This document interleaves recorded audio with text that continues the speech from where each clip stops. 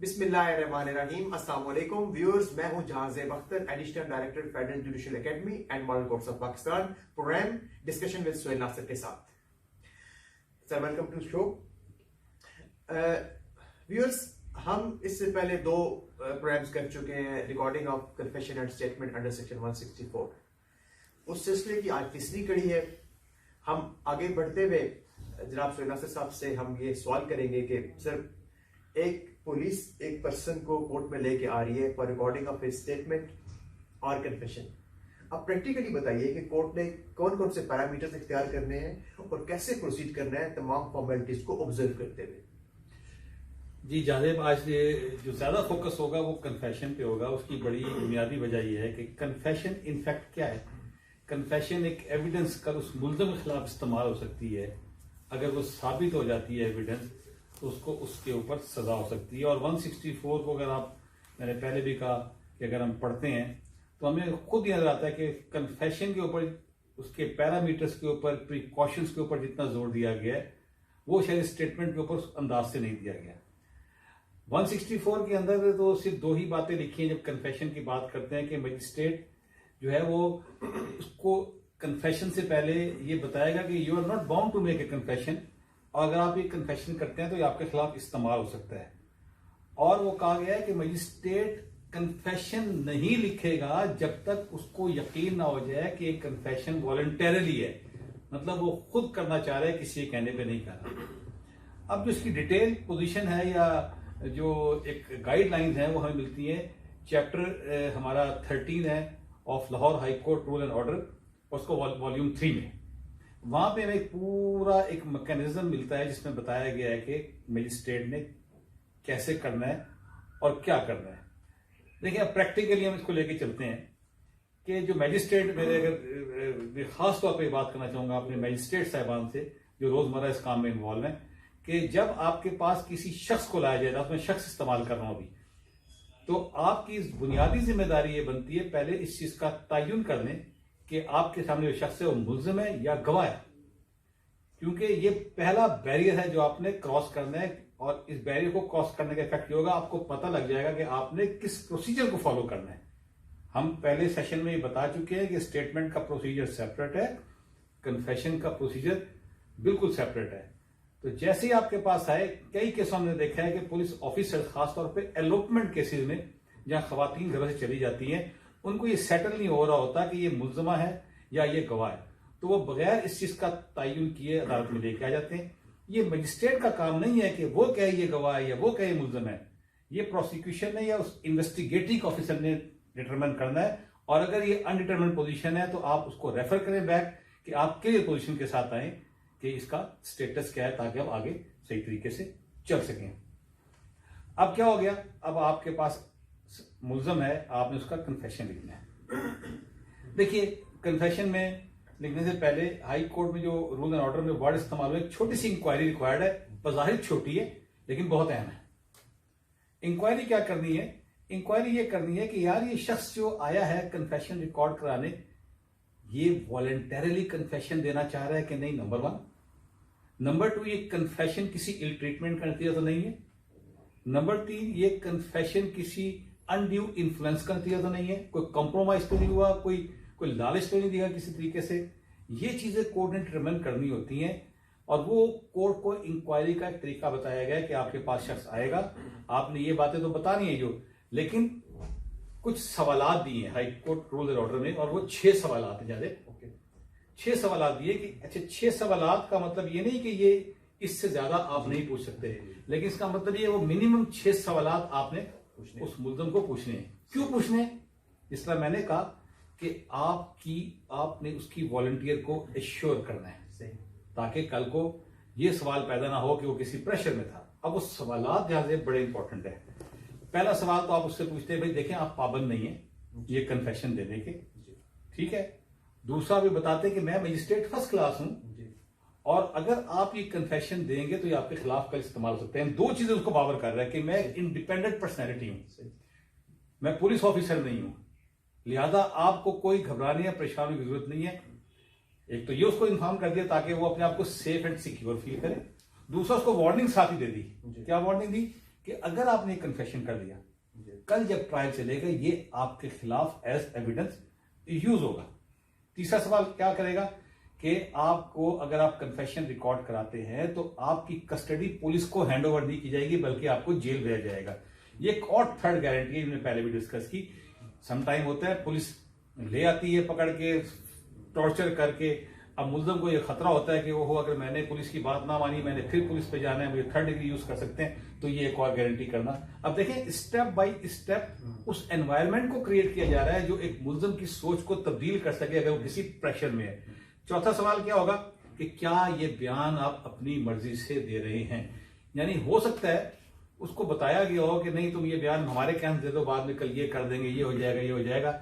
वो बयान नहीं, बयान वो जो मैं देना चाहता हूं बतौर मुल्जिम। और फाइनली आप उससे पूछेंगे भी क्या वजूहात है, तुम इतना बड़ा काम करने जा रहे हो इकबाल जुर्म का, तो what are the reasons for making such confession. ये 6 सवालात मस्ट हैं। इन एडिशन टू दैट अगर मजिस्ट्रेट आए कि उसको और सवालात करने हैं तो वो उसका इख्तियार है। ये तो सर उसका आपने यहीं पे इसके जुड़ी हुई बात कर लेते हैं कि it is an eventuality discussed with regard to the recording of confession. लेकिन अगर वो पुलिस किसी का स्टेटमेंट रिकॉर्ड करवाने के आ रही है तो फिर भी क्या ये बेसिक क्वेश्चन ये पूछने पड़ेंगे, ऑब्लिगेटरी है मैजिस्ट्रेट के ऊपर, या इनसे निकला जा सकता है? अच्छा, इससे पहले ये आप वो क्वेश्चन मैं डेफिनेटली आंसर करूंगा, लेकिन यहाँ पे बड़ी और एक और बात आपसे मैं करना चाहूंगा कि मजिस्ट्रेट ने भी इंक्वायरी जब ये कर दी ना कन्फेशन के हवाले से, एनवायरमेंट बड़ा इंपॉर्टेंट है। अब वो कन्फेशन मजिस्ट्रेट उसी वक्त लिखने का पाबंद नहीं है। मजिस्ट्रेट ये समझता है कि ये जो मुल्ज़म मेरे सामने आया है इस पे शायद कोई ज़हनी दबाव है, या ये कंफ्यूज है, या शायद इसको अभी सोचने का वक्त दरकार है। तो जो गवर्नमेंट ऑफ पंजाब की इंस्ट्रक्शन 1939 में आई थी होम डिपार्टमेंट के थ्रू, जो आज भी high court rule and order जो पैराग्राफ 13 में लिखा हुआ है, चैप्टर 13 उसका हिस्सा है, जिसमें कहा कि मजिस्ट्रेट उसको सोचने समझने का वक्त देगा। अब कितना वक्त देगा इसका कोई अरसा मुतय्यन नहीं है। ये जाजेब घंटों में भी हो सकता है, ये दिनों में भी हो सकता है। क्यों देंगे कि देखो यार आप जो काम करने जा रहे हो वो मामूली काम नहीं है, कल आपके गले में इस एविडेंस पे फांसी का फंदा आ जाएगा।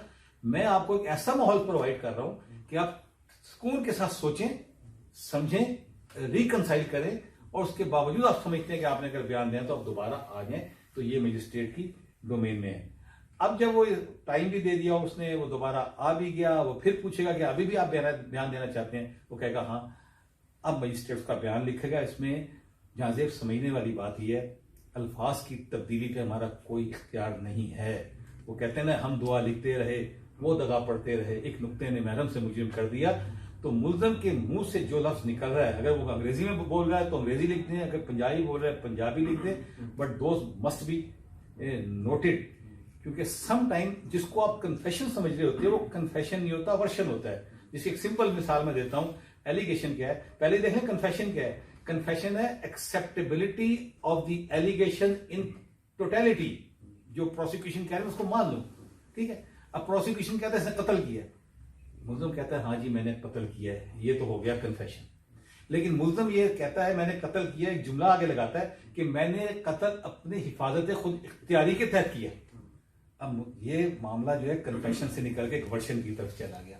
तो इसलिए एक एक लफ्ज जो वो बोल रहा है वो इतना इंपॉर्टेंट बनता है कल को ट्रायल कोर्ट में एविडेंस को अप्रिशिएट करने के लिए, कि जिससे पूरे केस की तकदीर बदल सकती है। तो आप जब वो कन्फेशन फिर रिकॉर्ड कर लेंगे, और हमने सर्टिफिकेट आपको बता दिया है, वो आपको देना है, और फिर उसके बाद उसको सील करके मजिस्ट्रेट जो है कन्फेशन को मुताल्लिका जो भी अथॉरिटी है, सेशन जज है, मजिस्ट्रेट, ट्रायल मजिस्ट्रेट है, सर्टिफिकेट भी अटैच करना है साथ। जी सर्टिफिकेट तो नीचे बनेगा ना, मैंने बताया वो खत्म हो जाएगा तो 364 का और जो 164 के अंदर लिखा है वन एंड द सेम, वो सर्टिफिकेट देगा कि ये बयान मेरे सामने लिखा गया, मेरी मौजूदगी में लिखा गया, मुल्ज़िम ने इसको सुना, समझा और समझ के इसको दुरुस्त तौर पे अपने दस्तखत वगैरह कर दिए। याद रखिएगा इस बयान पे कन्फेशन बाकायदा मुल्ज़िम का अंगूठा दस्तखत लगाए जाते हैं। बिल्कुल जी। अभी सर यहाँ से पूछ लेता हूँ कि आपसे क्वेश्चन में ये जो आपने फॉर्मेलिटीज बताई हैं, क्या ये फॉर्मेलिटीज की स्टेटमेंट को रिकॉर्ड करते हुए मजिस्ट्रेट को ऑब्जर्व करना है, या क्या वो उनको बाईपास कर सकते हैं? जाजेब ये देखें बहुत अच्छा, मैं पहले ही उन्हें बात की थी, फिर मैं गुजारिश करूंगा कि एक दफा प्लीज 164 को और chapter 13 high court rule and order volume 3 को जरूर पढ़ें। आपको खुद महसूस होगा कि जितनी प्रिकॉशनरी मेजर्स हैं वो रिलेट कर रही हैं कन्फेशन से, लेकिन इसका मतलब ये नहीं है कि ये स्टेटमेंट पे अप्लाई नहीं कर सकती। There can be exceptional circumstances. Confession तो जो भी होगा उसमें ही आपने करना है, लेकिन स्टेटमेंट जो भी होगा उसमें लाजमी नहीं है, वहां आपको हालात वाकयात देखने हैं। इसी चैप्टर 13 में लिखा है जब खवातीन को और बच्चों को कन्फेशन या स्टेटमेंट लिखेंगे तो आपने बड़ी एहतियात का मुजाहरा करना है। बच्चा है, छोटा है, आराम से ट्विटर हो सकता है, उसका अपना बयान नहीं हो सकता, वहां आपको स्पेशल। अब सपोज गवाह की बात कर लेते हैं। देखिए गवाह को तो आपने जेल नहीं भेजना होता, इसलिए सवाल रेलिवेंट होता ही नहीं है कि आपको जेल नहीं भेजा जाएगा, ठीक है। गवाह को सिर्फ ये देखना होता है आपने कि उसकी वॉलंटियर नेचर की स्टेटमेंट है कि नहीं है। रूटीन का विटनेस आता है तो कोई बात नहीं, लेकिन एक केस के हालात तो वाकयात ऐसे होते हैं कि उस गवाह के ऊपर पूरे केस की फेट होती है। खातून अगवा हो गई, मैंने पहले भी कहा था, वालिदैन ने पर्चा करा दिया, कहा जी ये मिस्टर XYZ भगा के ले गया। अब मिस्टर XYZ जो है पता ही लगा तो ये मैरिज जो थी ना ये खातून ने खुद अपनी मर्जी से की है। जब मर्जी से की है तो पर्चे का तो वक्त खत्म हो गया, अब वो खातून कोर्ट में आती है, ठीक। या दूसरी पोजीशन ये है, इसको इस तरह लेते हैं कि खातून को अगवा करके जबरदस्ती उससे निकाह कर दिया जाता है और अब उसको मुल्जमान कोर्ट में पेश करते हैं। मुल्जमान खुद तो नहीं आते लेकिन पीछे बैक पे वही खड़े होते हैं और वो आके उससे कहलवाना चाहते हैं कि शादी मैंने मर्जी से की है। अब मजिस्ट्रेट के सामने बड़ा इंपॉर्टेंट एलिमेंट, ये बयान पूरे केस को इफेक्ट कर रहा है। क्या इसको अगवा किया गया, कहीं ये जो निकाह की प्ली ले रही है ये अपनी मर्जी से ले रही है, इसके पीछे कोई और तो नहीं है। तो उस सूरत में ये एक ऐसी एक्सेप्शन सर्कमस्टांस है जहां पे मजिस्ट्रेट इंक्वायरी करने का पाबंद है। उसको बताएगा कि तुम तहफुज में हो, उसको बताएगा मैं आपको प्रोटेक्शन दूंगा, उसको बताएगा तुम्हें पाबंदी नहीं, जहां कहोगे वहां भेजूंगा।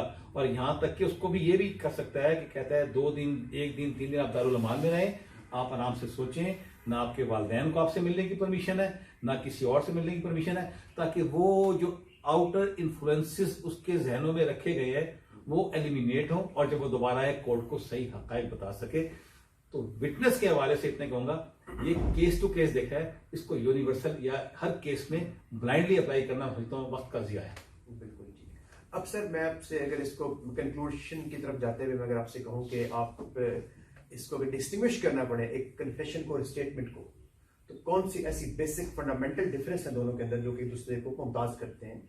अच्छा, उससे पहले आखिरी बात, सॉरी ये चीजें रहती हैं, कन्फेशन रिकॉर्ड करते हुए और स्टेटमेंट खासतौर पर ध्यान में रखें आप कि अनकंसर्न बंदा कोर्ट के अंदर कोई नहीं होना चाहिए, बल्कि सिर्फ इतने लोग रिक्वायर्ड हों जितना कोर्ट समझती है मेरी सिक्योरिटी, मुल्जिम या गवाह की सिक्योरिटी के लिए चाहिए। जनरल इंस्ट्रक्शंस ये है कि open court does not mean कि आपने हर शख्स को अलाउ कर दिया। सही, ओपन कोर्ट के कोर्ट टाइमिंग के दौरान और आपकी कोर्ट के अंदर सबको बाहर निकाल देंगे आप, आपका एक कार्ड आएगा, आपको उसकी जरूरत है सिक्योरिटी के लिए एट दी मोस्ट, एक तो ये आपने करना है। और उन्होंने कहा कि unless there are exceptional circumstances, ये कोर्ट टाइमिंग के दौरान लिखा जाएगा, ठीक है। खुदा ना खास्ता अगर आपको कभी ऐसी सिचुएशन फेस बनती है कि आपके पास रात को लाया जा रहा है मुल्ज़म, तो हमेशा उसको अवॉइड कीजिए। मैं अपने व्यूअर्स को खास तौर पे कहूंगा उसको अवॉइड कीजिए। हाँ, अगर आप सोचते हैं बहुत ही ऐसे हालात तो वाकयात हो चुके हैं, बड़ा हाई पैनिक केस है, बड़ा हाई प्रोफाइल केस है और अब ये सिचुएशन ऐसी है कि मेरे पास कोई रास्ता नहीं है, तो फिर आप उसको जस्टिफाई करें, अंदर दिल में जस्टिफाई ना करें, खोटे शीट पे जस्टिफाई करें। सही। अब आपके सवाल की तरफ आता हूं। मैं जुड़ी हुई आपसे बात पूछ लेना, ये टॉपिक मेरे पास कुछ क्वेश्चन बहुत ज्यादा आए हुए थे, मेरा था कि नेक्स्ट सेशन में आपसे पूछूंगा। ये पुलिस की प्रेजेंस क्या उस जज साहब को, मजिस्ट्रेट को एक्सक्लूड करना है कोर्ट रूम में या नहीं? 100% इन्वेस्टिगेटिंग ऑफिसर, पुलिस ऑफिसर को तो आपने बड़े अदब से बाहर भेज देना है। और इतना मतलब ये इंश्योर करने के लिए अगर खुदा ना खास्ता उसका कोई इन्फ्लुएंस है तो उसको एलिमिनेट करना ना। जब आप जितने अकेले होंगे, जितने तना होंगे, उतनी बेहतर आपकी सोचने की सलाहियत बढ़ती चली जाएगी। अब आपके मैं जो आखिरी क्वेश्चन की तरफ के 6 बेसिक डिफरेंस हैं कन्फेशन में और स्टेटमेंट में, मैं इस वक्त डायरेक्टली मुखातिब हूं अपने व्यूअर से, मजिस्ट्रेट साहिबान से। पहला क्या फर्क है, कन्फेशन में कोई ओथ नहीं है और विटनेस में ओथ मस्ट है। नंबर 2, कन्फेशन में विटनेस की प्रेजेंस रिक्वायर्ड नहीं है, वेयर एज विटनेस के स्टेटमेंट में एक्यूज की प्रेजेंस रिक्वायर्ड है। नंबर 3, कन्फेशन में किसी का राइट ऑफ क्रॉस एग्जामिनेशन नहीं है, वेयर एज स्टेटमेंट में मुल्जिम का राइट ऑफ क्रॉस एग्जामिनेशन है। नंबर 4, कन्फेशन में 364 के प्रिंसिपल को फॉलो करना है और स्टेटमेंट में चैप्टर 25 सीआरपीसी को या और जो फिटेड सर्कमस्टांसेस में बैठता हो उस प्रोसीजर को फॉलो करना है। नंबर 5, कन्फेशन में आपने फुट नोट देना है जो 364 में प्रोवाइडेड है, वेयर एज स्टेटमेंट में no such foot note is required. And finally confession में इन ऑल सर्कमस्टांसेस आपने वार्निंग करनी है कि उसको, वेयर एज स्टेटमेंट में in normal circumstances they no concept of warning, तहम एक्सेप्शनल सर्कमस्टांसेस में आपको वार्निंग, इसमें मैंने पहले बताई थी, वो आप कर सकते। Thank you sir. हमारे पास बहुत ज्यादा क्वेश्चन है इस कन्फेशन के हवाले से और स्टेटमेंट के हवाले से। हम एक सेपरेट सेशन करेंगे जिसमें तमाम Q&A होगा। Thank you very much for your valuable time. Viewers, I hope you have learned a lot from this session. Do provide your feedback and comments. Thank you so much.